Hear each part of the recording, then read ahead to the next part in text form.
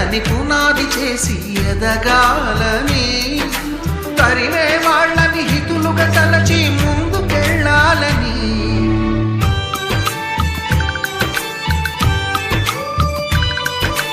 కన్నుల నీటిని కలల సాగుకై వాడుకోవాలని, కాచే నిప్పుని ప్రమిదగా మలచి కాంతి పంచాలని.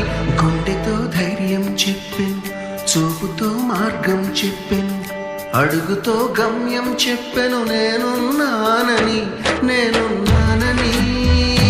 నీకేం కాదని, నిన్నటి రాతని మార్చేస్తానని.